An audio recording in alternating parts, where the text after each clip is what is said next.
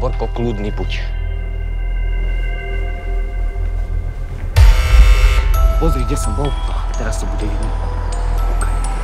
Tam vzadu v tej budove.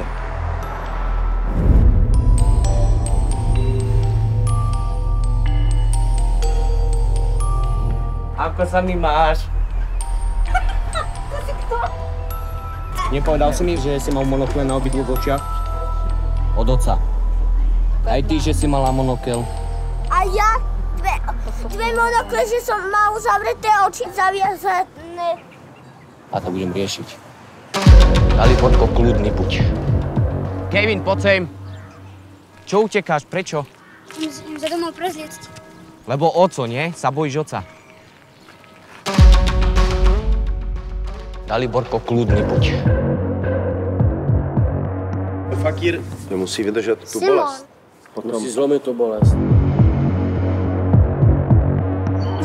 Mama plačí.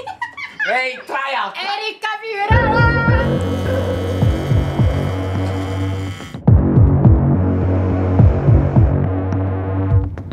Daliborko, kľudný buď.